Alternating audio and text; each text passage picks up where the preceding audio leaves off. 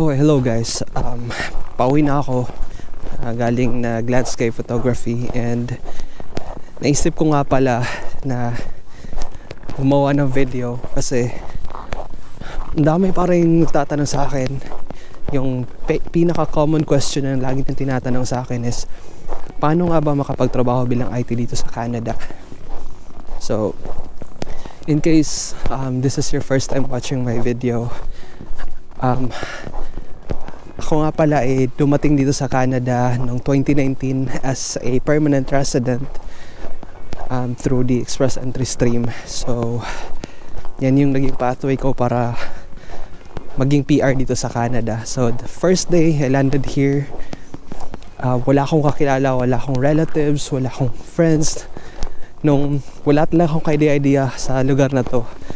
And then, nung nakarating na ako dito, the next day after, nag-apply ako, nagsend ako ng mga applications sa mga IT jobs through indeed.ca, and nakatanggap ako ng 3 job interview, and nabigyan ako ng offer ng 3 company yun. So I had the privilege na makapamili kung ano yung mas may magandang benefits, magandang offer. And yung company yun na pinili ko is the same company na pinagtatrabahuan ko ngayon. So magti 3 years na ako sa company na yan. And I started as an IT support engineer, and 5 months later I was promoted to the network operations center. And after 1 year and 5 months, I was promoted to level 2 enterprise operations center engineer. And yan yung position ko ngayon. And yan yung trabaho ko dito sa Canada. Now, hindi naging madali yung journey papunta dito. Daming challenges, daming uncertainties, but isa lang talaga yung pinanghawakan ko doon, yung faith ko sa taas, and yung hiningi ko sa kanya na very specific. I want to be here in Canada and I want to have an IT job here. So ganyan guys, if meron kayong gustong hingin or meron kayong dream, you pray for it, be specific about it. Also, if you want to, or if you pray for something, if you dream of something, you must be willing to pay the price, guys. You have to pay the price. What I mean by that is time, effort, resources. You have to be willing to sacrifice. Kasi baliwala rin yan kung dinidream mo lang pero wala kang ginagawa about it. So ang sagot sa lagi niyo tinatanong sa akin guys na paano nga ba makapagtrabaho bilang IT dito sa Canada is you have to have a bachelor's degree, you have to have an experience and IT certificates. Yun yung pinaka basic na kailangan meron ka para madali kang makapasok dito. I'm not saying na if wala ka niyan, hindi ka makakapagtrabaho dito. I'm just saying that if you have all those 3, then you will have a higher chance of landing a job as an IT dito sa Canada.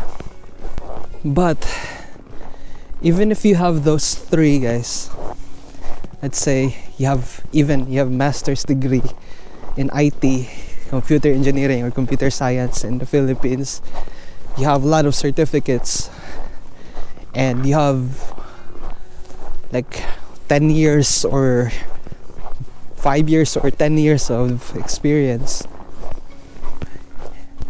mahihirapan ka pa rin makapasok ng IT job dito sa Canada pag wala ka dito.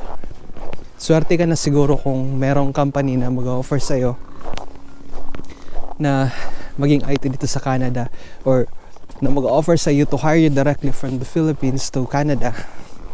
So instead of asking that question kung paano makapagtrabaho ng IT sa Canada, you should ask, paano ka ba makakapunta dito or makakarating dito sa Canada? Now, there are a lot of pathways para makapunta dito sa Canada. Merong student pathway, working permit, of course, the express entry, at iba-iba pa, ang dami. But what I'm gonna be sharing you is based on my experience only, and yung pathway na pinili ko is express entry. However, marami pa rin sa inyo yung mga pinipili yung student pathway kasi nga yun yung pinakamabilis at pinakamadali para makapunta dito sa Canada. However, ang daming cons ng student pathway. First is you will be paying like 3 times higher compared to the PR and citizens here in Canada. You'll be paying 3 times higher sa tuition. Another thing is your job is only limited to 20 hours per week. And also, yung 20 hours per week na yan, yung kikitain nyo dyan is probably just enough to pay your rent in the apartment. So, kailangan talaga marami kang pondo para makapag student ka dito sa Canada. Now, ang pros naman yan is that, yun nga, 3 to 6 months makakarating ka na dito sa Canada. Especially if you have the requirements ready, then sure na makakapunta ka dito. And yun nga lang, yung job mo is 20 hours lang, yung mga cons na minention ko. But if you're ready to take those risks, then that is up to you. Also nga pala guys, yung student pathway is not a guaranteed way na magiging PR ka dito sa Canada. So yan lang yung masasabi ko dyan.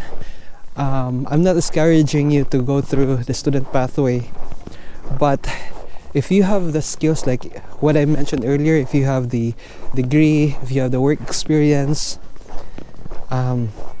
instead of going through the student pathway, why not try the express entry stream?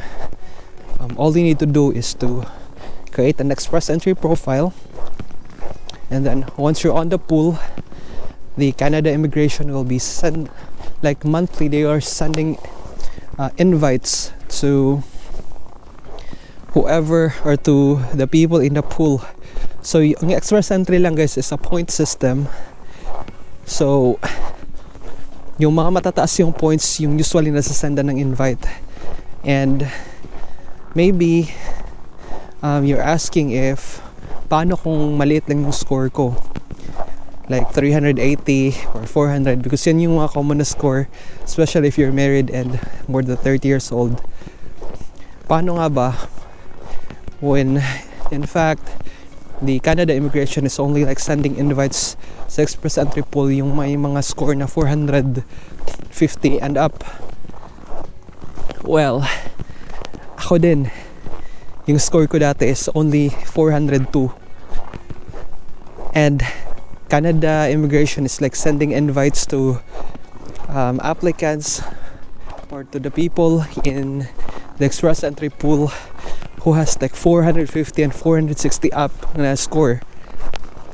But during that time, nung 2018, yung Ontario at New Brunswick na provinces dito sa Canada ay naghahanap sila ng mga IT professionals.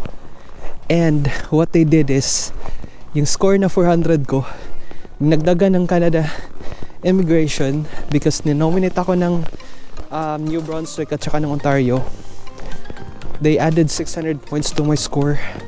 So yung 400 ko naging 1,000 points. Yung Canada Immigration nagsasend ng invite sa mga nasa express entry pool na may 460 and up. So ako nasa 1,000. So I was like on the very top of their list. So yun, nasalan ako ng invite, and then 6 months later, my permanent resident application was approved, And there's this history. So, yun, merong chance guys. Just prioritize your, or just like what do you call this, organize your thoughts, organize your plan. Kung gusto niyo pumunta dito sa Canada, siguraduhin yung meron kayong bachelor's degree, meron kayong work experience, at meron kayong mga IT certificates. I did a video kung paano mag-create ng express entry profile before, so you can check out my just check out my previous videos, makikita niyo dun. And also, if you have questions about anything, leave it in the comment section. I will try my best to answer it. And kailangan ko na umuwi kasi dumidilim na. At sobrang lamig na, halos di ko na magalaw yung mukha at bibig ko. So, daghang kay salamat sa pagtanaw, sa pag-uban niyo sa ako. Kita-kita tayong sa sunod nga video. Amping, bye. You lifted me up, you sailed me away.